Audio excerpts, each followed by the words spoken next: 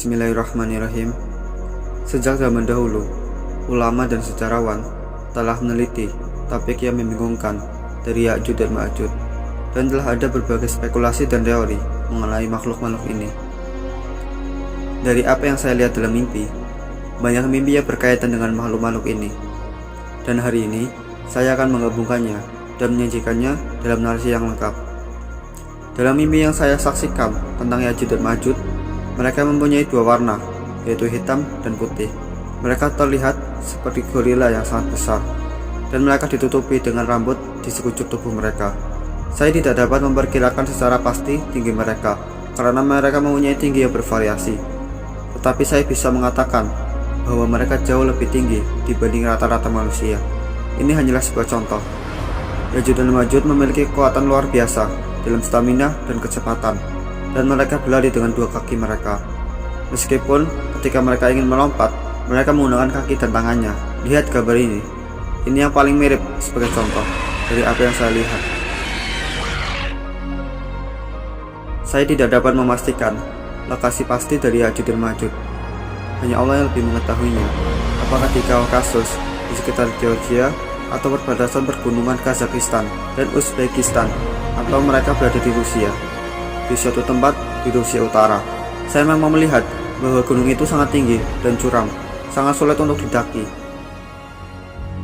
Untuk menggambarkannya, ilustrasi yang jelas, saya akan membandingkan dengan Gunung Naga Parbat di Pakistan, dijuluki gunung pembunuh yang terkenal sulit untuk didaki. Ya'juj dan Ma'juj tinggal di aula yang sangat besar di bawah tanah dengan langit-langit yang tinggi. Mereka tidak bisa memanjat ke atas. Aula ini memiliki celah di gunung yang mengarah ke sebuah terowongan besar yang akhirnya mengarah ke tempat tinggal mereka.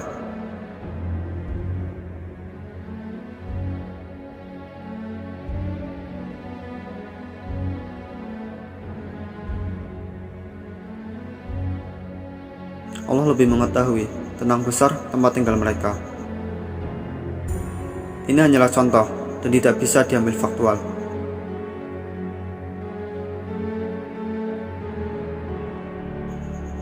Tempat tinggal Ya'juj dan Ma'juj memiliki lubang di langit-langit, sehingga mereka memiliki akses untuk oksigen dan sinar matahari. Saya belum pernah melihat apa yang mereka makan dan minum, tetapi ada hal yang menarik bagi saya dalam mimpi, yaitu Ya'juj dan Ma'juj memiliki gambar wajah manusia di dinding aula mereka, dan mengajarkan kepada keturunan mereka tentang manusia, dan mengajarkan kepada mereka bahwa karena manusialah akhirnya mereka dipenjara di sini, dan mereka harus membalas dendam karena hal itu. Kebencian ini terus berlanjut secara turun-temurun. Dalam mimpi saya melihat bahwa Ya'juj dan Ma'juj akan menyebabkan kerusakan dan kekacauan ketika mereka keluar dari gua mereka. Mereka akan kembali ke rumah mereka menurut satu periode 4-6 bulan. Pada masa itulah Raja Zulkarnain telah mengurung Ya'juj dan Ma'juj dengan dinding besi. Dalam mimpi saya telah melihat pembangunan tembok ini dengan menutup mulut gua. Mula-mula mereka memblokir lorong terowongan bagian dalam yang mengarah ke aula Ya'juj dan Ma'juj.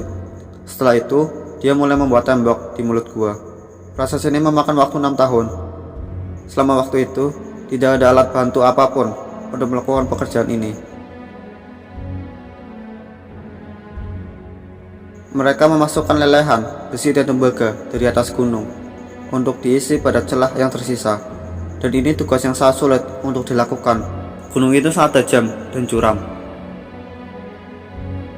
Saya belum pernah melihat wajah Zulkarnain karena saya mengawasinya dari kejauhan, tetapi saya dapat mengatakan bahwa dia menggunakan pakaian berwarna abu-abu saat mengerjakan pembangunan dinding. Lihat gambar ini. Inilah yang saya lihat seperti dinding yang dibangun oleh Zulkarnain, mirip dengan warna ini, dengan karat di sekitarnya, dan itu terdiri dari besi dan tembaga.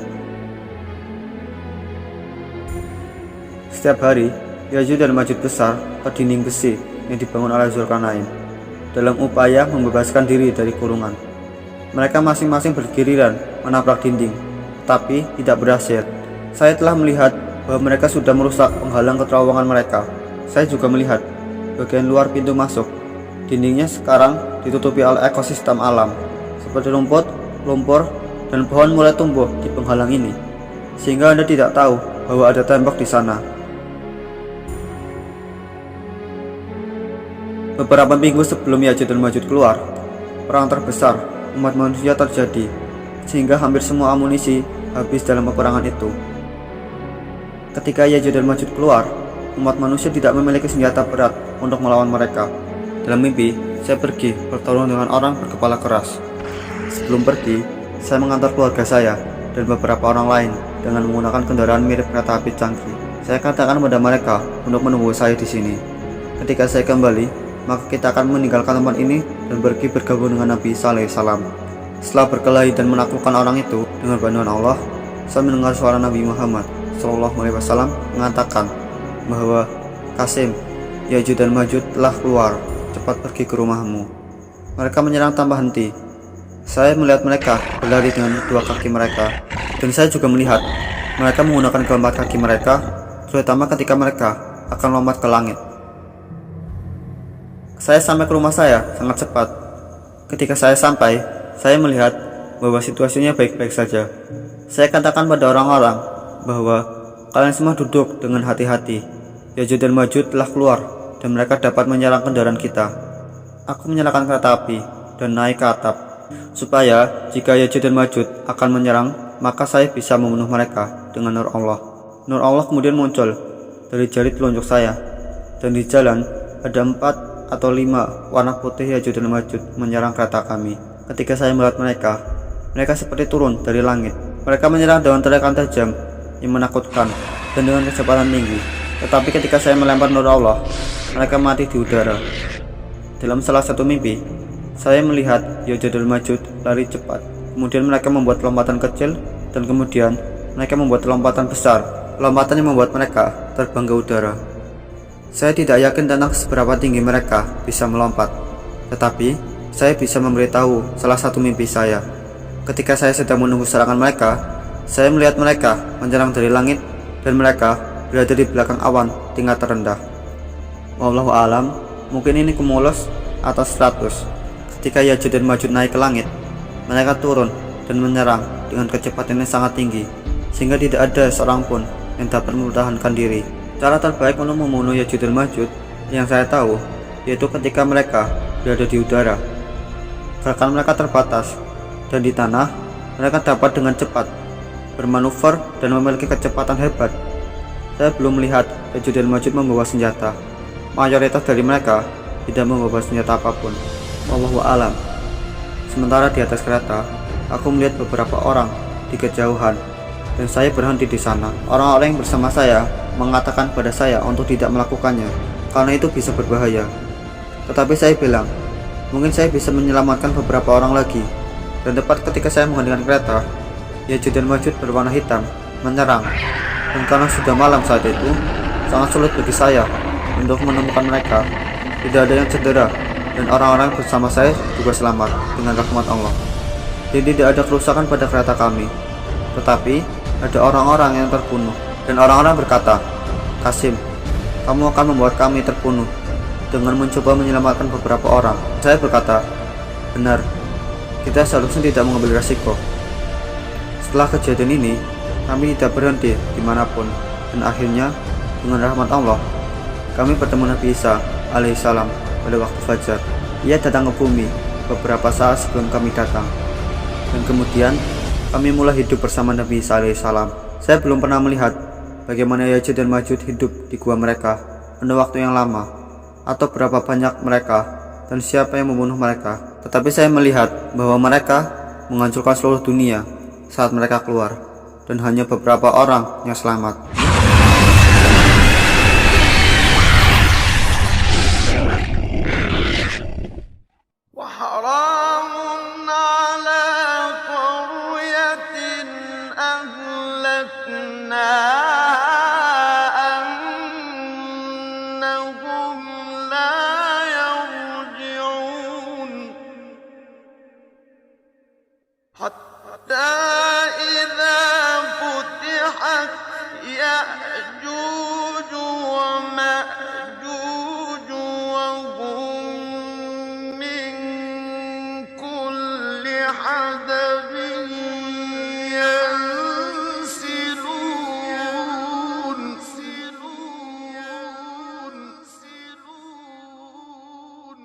واقترب الوعد الحق فإذا هي شاخصة أبصار الذين كفروا